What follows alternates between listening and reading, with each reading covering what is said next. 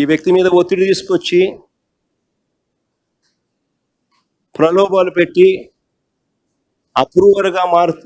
అప్రూవర్గా నేను మారుస్తాను, వ్యతిరేకంగా అబద్ధాలు చెప్పమనంటే ఈయన అబద్ధం చెప్పకపోవడం వల్ల ఈయన అక్యూజ్డ్గా చేసిన అని స్వయంగా ఈయన సుప్రీంకోర్టులో కేసు వేసినారు.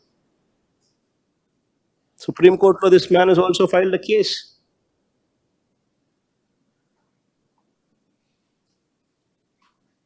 ఒకవేళ ఈయన కూడా వీళ్ళకి కావలసిన పద్ధతి ప్రకారం స్టేట్మెంట్ గాన ఇచ్చిందంటే ఈయనను కూడా వాసుదేవ్ రెడ్డిని వదిలేసినట్టుగానే వదిలేసింది.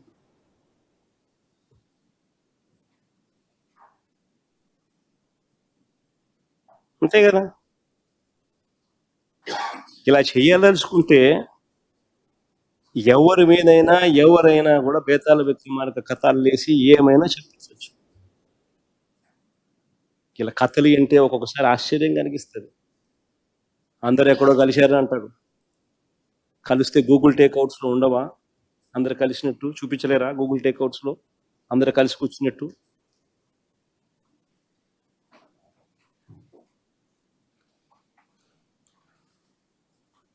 అసలు ఇలాంటి వారు తప్పుడు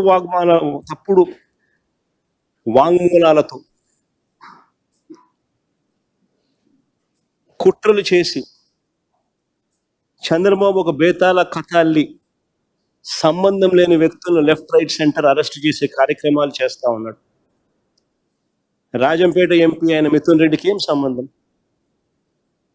రాష్ట్ర ప్రభుత్వానికి చెందిన బ్రేవరేజెస్ కార్పొరేషన్ లిక్కర్తో మిథున్ రెడ్డికి ఏం సంబంధం? ఆయన లోక్సభ ఎంపీ, లోక్సభలో ఫ్లోర్ లీడర్. ఆయనకి ఏం సంబంధం ఆంధ్ర రాష్ట్రంతో? వాళ్ళ నాన్న కూడా కనీసం ఈ శాఖ కాదు, ఈ శాఖ మంత్రి కాదు.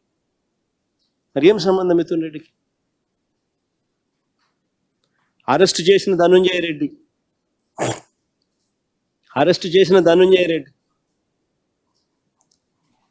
ఓఎస్డి కృష్ణమోహన్ రెడ్డి, వీళ్ళిద్దరికి ఏం సంబంధం? అటు ధనుంజయ్ అన్నకు కానీ కృష్ణమోహన్ అన్నకు కానీ ఏం సంబంధం? అసలు ఒక్క ఫైల్ అయినా సీఎంఓకి వచ్చినట్టు ఒక్క సంతకమైనా చూపించగలుగుతారా అని అడుగుతున్నా ఉన్నా, సవాల్ విసురుతా ఉన్నా చంద్రబాబు నాయుడు.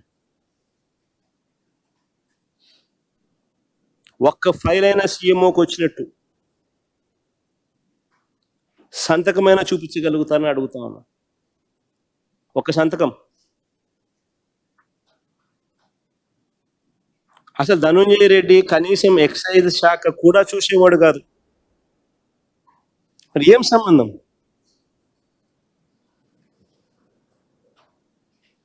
ఇంకొక ఆయన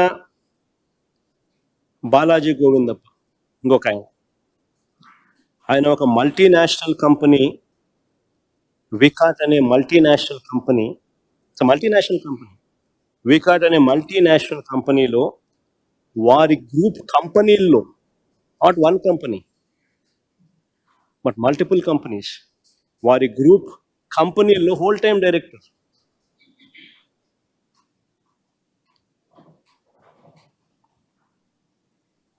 ఆయన ఏపీలోనే ఉండరు. ఆయన వికాట్ గ్రూప్ కంపెనీల్లో హోల్ టైం డైరెక్టర్.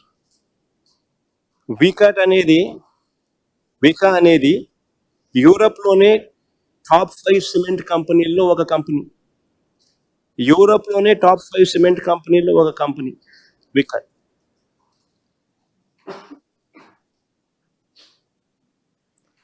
అలాంటి కంపెనీలో హోల్ టైం డైరెక్టర్. వీళ్ళకి టైం ఉండదు.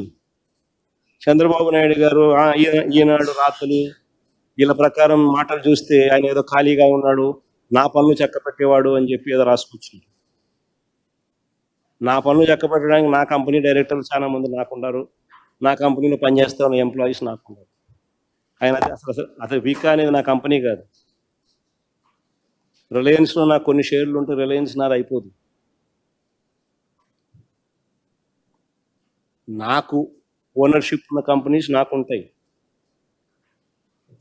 దాంట్లో ఎంప్లాయీస్ నాకు ఉంటారు, దాంట్లో డైరెక్టర్స్ నాకు ఉంటారు. నేను ఏదైనా పని చేయించుకోవాలంటే వాళ్ళతో చేయించు, నా వ్యాపారాలకు సంబంధించి. అంతే తప్ప నుంచి నా కంపెనీ కానీ కంపెనీలో డైరెక్టర్లను, ఫుల్ టైం డైరెక్టర్లను, వాళ్ళు బిజీగా ఉండే వాళ్ళను నాకు ఎందుకు పని చేస్తారు? కేవలం భారతీయ సిమెంట్స్, జగన్మోహన్ రెడ్డి కొద్ది వాటాలు ఉన్నాయి, ఆ కంపెనీని అప్రతిష్ట పాలు చేయాలి. చేసేది ఏం చేస్తా ఉన్నారు తెలుసా? ఒక మల్టీనేషనల్ కంపెనీకి you're sending a wrong vibe.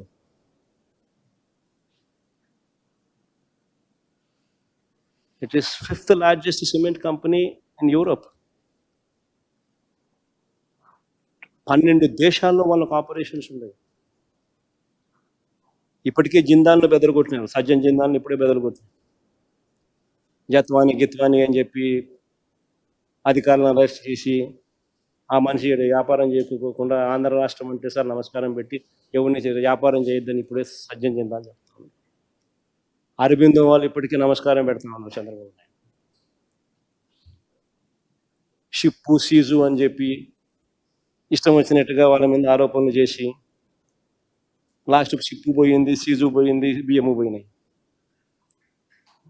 వాళ్ళేమో చంద్రబాబు నాయుడు ఇప్పుడు ఆంధ్ర రాష్ట్రంలో ఉంటే నమస్కారం స్వామి మేము వ్యాపారం చేయలేమంటారు. ఇప్పుడు నెక్స్ట్ వీళ్ళు ఈ మల్టీనేషనల్ కంపెనీ ఫ్రాన్స్లో one of the biggest companies, యూరోప్లో టాప్ 5 సిమెంట్ కంపెనీల్లో ఒకటి. వీళ్ళు ప్రపంచానికి చెప్తారు ఆంధ్ర రాష్ట్రం నమస్కారం స్వామి వీడి వ్యాపారాలే వద్దు అని.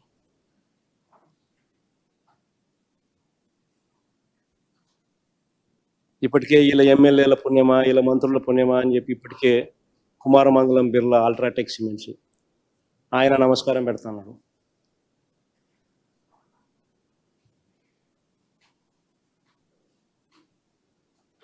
అసలు ఏదైనా మనం చేసే పనుల వల్ల పరిశ్రమలు రావాలా, వాళ్ళకు ప్రోత్సాహం ఇవ్వాలా, ఎలా వాళ్ళందరినీ ఇబ్బంది పెట్టాలా, ఎలా వాళ్ళ పరువును తీయాలా, ఎలా వాళ్ళందరినీ ఇబ్బందికర పరిస్థితిలోకి నెట్టాలా అని చెప్పి చూస్తే nobody will come to Andhra Pradesh.